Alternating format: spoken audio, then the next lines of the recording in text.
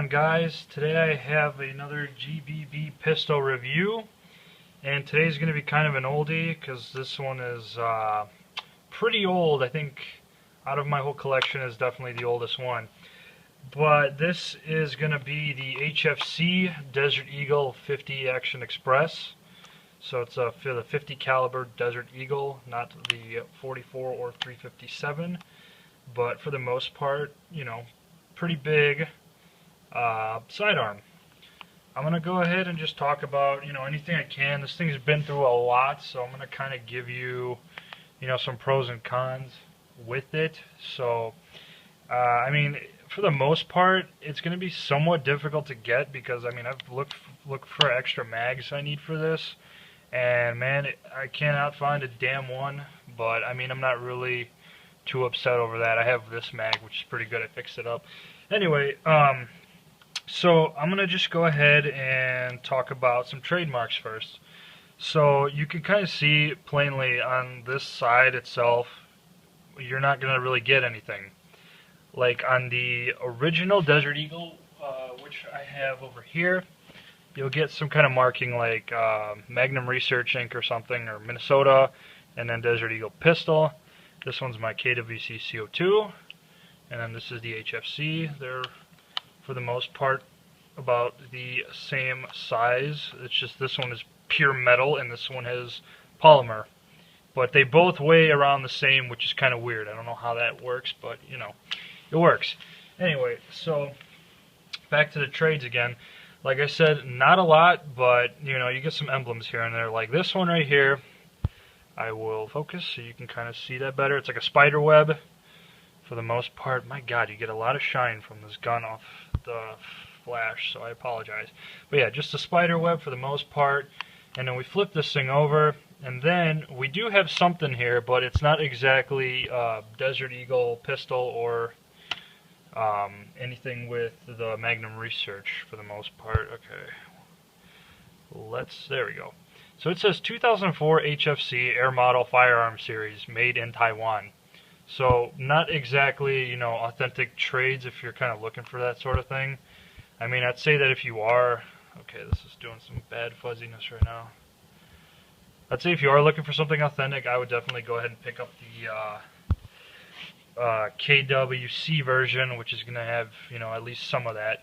But for the most part, yeah, you got that little spider web emblem there. Other than that, there really is no other forms of trades. There's nothing on the magazine itself, so, not a whole lot to work with. For construction, like I said earlier, it's going to be mainly a plastic polymer type, which, as I'll show, is not exactly the most durable thing in the world. But, honestly, I don't expect it to be, considering it's plastic. So, there is that issue. I guess I'll name off all the parts that are going to be plastic for the most part, because there's really more plastic than metal right now. So you're going to have the whole outer barrel, obviously, the slide, I think the selector switch is plastic, the sights, I'm missing a sight, that's how old it is, it got ripped off, that was plastic, the grips, the slide catch, the slide disassembly lever on the other side is also plastic. Let's see, the whole lower frame is going to be plastic, the base of the magazine is going to be plastic, and the orange tip that you'll get will also be plastic. For the most part, and in the interior, obviously the nozzle is going to be plastic, the inner barrel is going to be plastic, so lots of plastic. Honestly, if you are looking for all metal, I would not recommend this if you're going for authentic metal, but you'll still get the same weight. Anyway, going back into metal components, like I said, not a whole lot, but we got something to work with. So you're going to have the trigger, obviously. The hammer is going to be metal. The mag release, the mag obviously is going to be all metal. From the base plate up is going to be metal. And that's about it. And then the rivets right here are going to be metal. That's really it for the construction. Obviously, yeah, the interior is going to have like metal spring guides.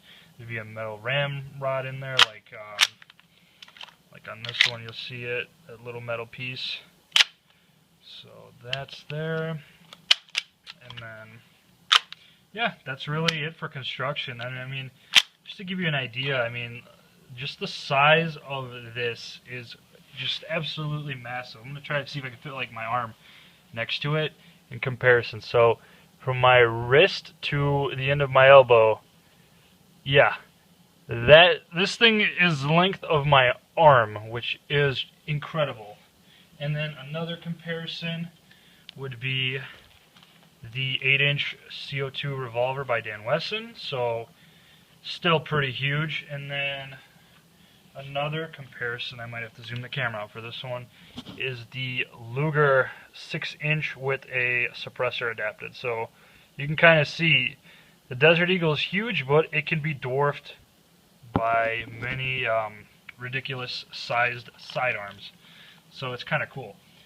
But anyway, I'm going to go ahead and talk about FPS, BB capacity, and gas consumption. So I'm going to guesstimate on the FPS because it's been a while, so I kind of forgot the exact number of it. I'm going to say it's around 330 feet per second, maybe 350 with green gas or propane on a very nice warm day. I would say right around that range. It's going to hold, it's a double stacked magazine, so you got a lot of room to work with for BB capacity. I'm going to say around 25 rounds. So it's pretty nice. And then the magazine, it's probably going to be good. Like I said, depending on the weather, it's going to be good for about 1 mag before you have to refill. You might go into a second mag, so maybe 2, or I should say maybe 1.5 mags of BBs until the gas runs out. So I'm going to say maybe around 40 to 45 shots before you need to refill. But like I said, this has to be equally spaced shots, not like, you know, rapid fire trigger. Equally spaced shots, very nice warm weather to get that maximum, I guess, efficiency for this pistol. But for the most part, I mean, it's very nice for power. It's not anything too ridiculous. It's not going to, like, kill anybody. Like, I mean, I'm saying that it's as in it's not going to hurt like a bitch or anything. It's, you know, fairly tolerable. You know, you're going to have the hop-up ring in here, which is a little difficult to see, but for the most part, it's going to be one of those, like, you stick a screwdriver or a wrench in there to kind of twist the wheel, and that will really adjust it, and then you can hop whatever type of gram BB that you're using, whether if you don't prefer a heavy BB or .2 or whatever you need, really. It's really your preference. But, I mean, it's a very good gun in terms of power. Like I said, in efficiency, it's not too bad, being like how huge this is.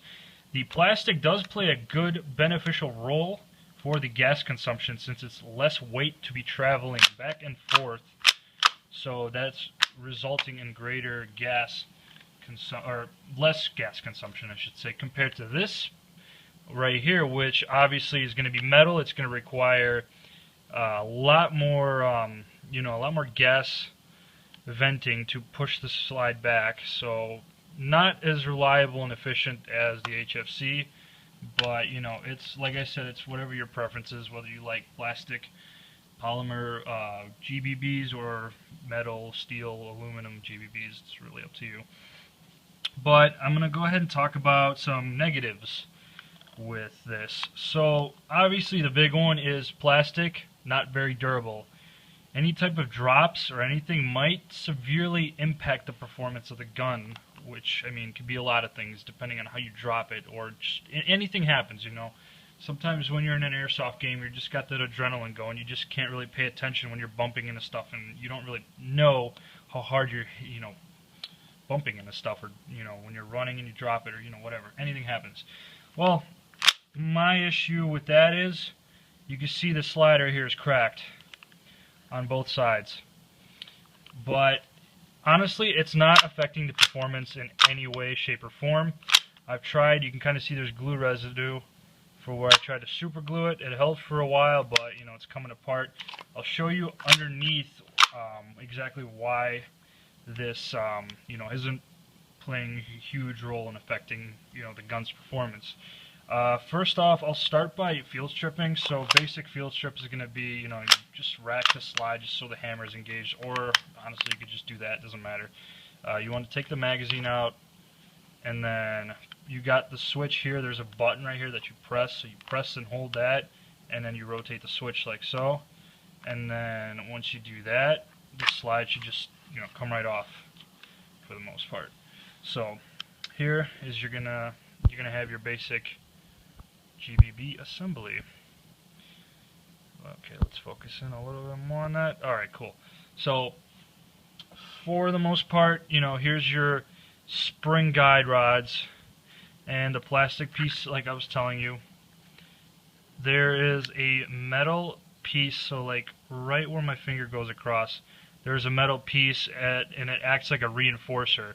This plastic is just a shell casing pretty much for that. So unless that metal piece is the one that cracks, there is no issues with, you know, the plastic cracking. The plastic pretty much is just like a cover for it. So that's not a huge deal. It works fine. I still shoot it, so it works flawlessly. And then you can see I might just need to clean that up a little bit for the most part. But that's pretty much your basic slide. Compared to the KWC, this kind of takes apart a little bit easier than this right here, because for this one, in order to take it apart, it's the same thing, except just the slide comes, or the outer barrel comes off, and then the slide comes off. But I'm not going to get into that because this is just a very difficult mess to deal with. I'm already good at it, but some people that have never done it before are definitely going to struggle with the issues of that. And then this part is really irritating too for me. God, of course. I was hoping this wouldn't happen, but whatever. Sometimes this spring guide comes out and then it doesn't want to stay together. But anyway, so for the lower frame, kind of show you a little bit. Like I said, very plasticky inside. You know, you're going to have the basic hammer. I'm going to press this down before they activate, and then, I mean, really, that's about it. Nothing too special. It's very light. If you piece by piece this gun, it's very light, even though combined together it weighs around 3 or so pounds, so pretty heavy. So, I don't know, I'm just going to hold it upside down like this, just so the spring guide doesn't fall out, because it's not really in there that sturdy. So, pretty much line up the rails. You might have to press down on this little piece right here, you see where it moves, and then you kind of slide it right over, and then you're good. And then you kind of push forward a little bit, not too hard, and then you flick the switch, and then automatically should just lock the slide into place. So, for the most part, that's how you field strip. So, kind of going into, like I said, the bad things. Yeah, plastic, not so tough, not durable at all. You can see pieces are coming off of it, so not the best. The other issue I have with this is a huge issue, is the magazine freezes up insanely quick. Like I said earlier, if you don't time your shots right, this thing could freeze up into a giant frozen block of metal, and it'll become useless for, you know, a few minutes until it thaws.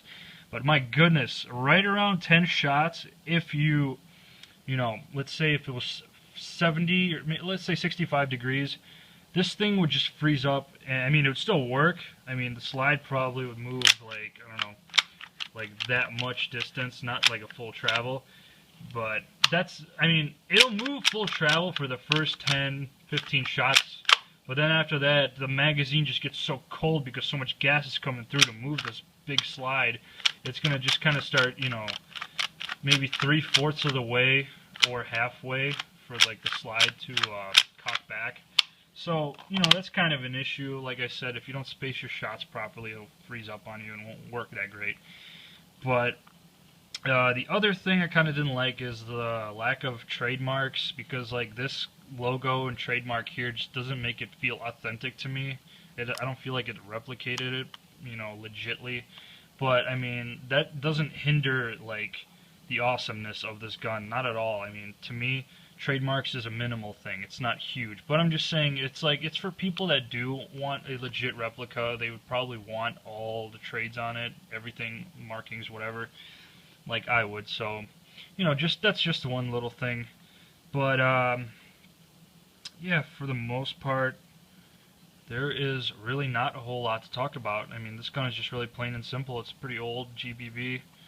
So, I mean, it had an orange tip, and it had one of those where it had a flat orange tip on the front, and then parts of it went into the barrel.